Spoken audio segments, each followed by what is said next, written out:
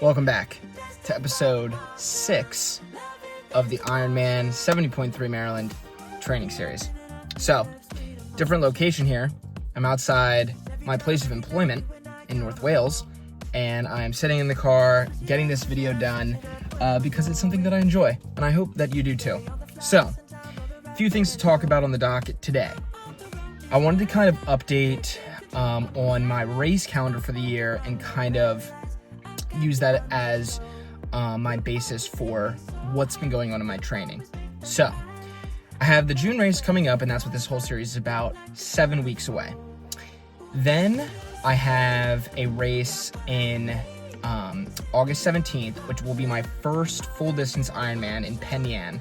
I'm doing the USAT long-distance nationals. We'll see what happens there. That'll be a little bit of a test, and then I am moving to the September full Ironman, which is also in Maryland, same sort of route or location in Cambridge.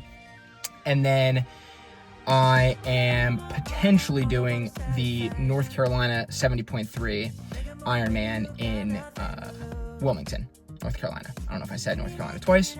Doesn't matter. So those are the races on the docket. So I feel like now that we have some real dates that my coach and I are looking at for these long distance Ironmans,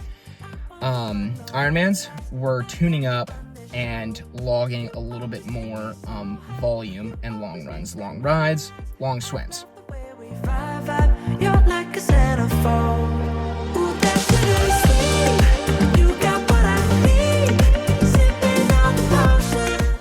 Anyway, I think in an effort to be more prepared for my August race, because originally I was only going to be doing the September Ironman.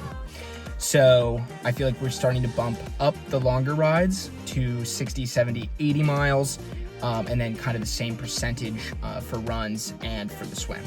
So, swim this week, I just finished it, and I'm gonna pop up these stats. I don't know if it's gonna give me like the medal or something here. Bam! But I swam a 1:25, a minute and 25 second 100 yards. Basically the same thing. But I've never done that. I think my fastest previous one was 1:29.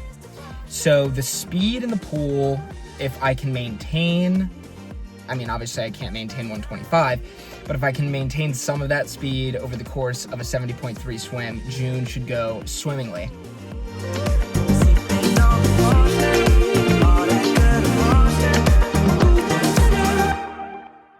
I think what's been going on with my swim is that I'm getting my timing down. I know I've been kind of talking about a whole bunch of different things, body alignment, hand entry, catch, all this stuff. But I think it was all in the hips. I feel like now my timing, and I'm using my hips and abs more. So we're just going to keep rolling with that. I'm very, very happy with how the swim is progressing. I feel like it's been kind of in a lull, or just like I've been in a rut in the water where I haven't really been making a ton of progress. Chipping away, obviously, at some small goals, and then I feel like today I kind of put it all together. So hopefully on Saturday, in 2 days, I'll do a long swim, and I'll see if I can bring some of that speed into a longer distance. So stay tuned for that. Then I had a bike ride on Friday, my second of like some of these longer rides, and then I have another one tomorrow that'll be probably like 70, 75 miles. But I went with my coach on the indoor trainer, so just like virtual biking, but we rode a group ride and we did 62 miles, and it took like 2 hours and 45 minutes. So if I'm still thinking back to what my race pace would be, and I was actually very, very conservative, and there's drafting dynamics, and there's a whole slew of things that go into what makes your total time, speed, output, grade, elevation, etc. But all of it is leaning in the positive of that. If I want to go 235 on the bike, it's very, very attainable while still saving my legs for the run. I think that I could do a 235, 56 miler back in the day, but I would be dead by the end. As opposed to now, I feel like not only will I be able to have something left to run, but I'll be actually able to run somewhat fast for me.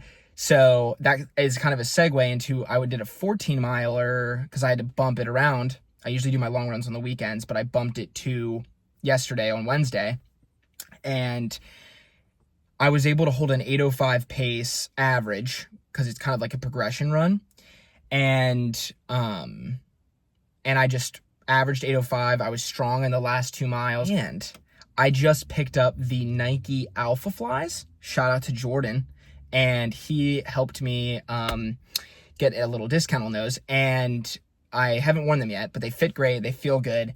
And I'm not a huge Nike fan, but apparently it's like basically giving away free time in comparison to other carbon plated like race day shoes. You can tell I'm a little jazzed up. One, because I have a client coming in and she's great.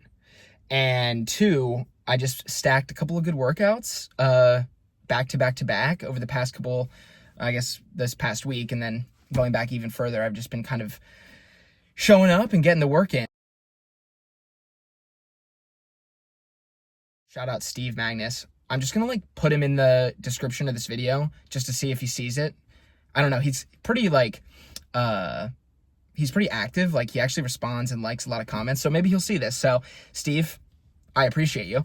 And he posted something. I have some notes here. Frank Shorter in 1972 won the Olympic marathon event and he won gold.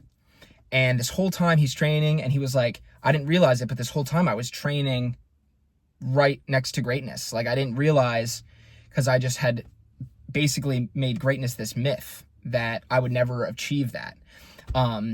And greatness is how you want to define it, right? Obviously he won gold. Not everybody's out there snagging golds in the marathon or let alone any event, but greatness in life, in work, being a parent, being a friend, being an athlete, you never really know how close you are unless you keep showing up and doing the work. He's kind of saying like greatness isn't some magical thing. It's time and it's effort and it's focus. I'll end with, he mentions in his post, when we humanize greatness, we stop waiting to feel ready before we start. You're never really going to feel ready. It's never going to be the right time. So my advice to you would be start today, stack the days, be kind to yourself, and hopefully that will help me get sub 5 hours in June, 7 weeks out. Stay tuned, like, subscribe, all that jazz.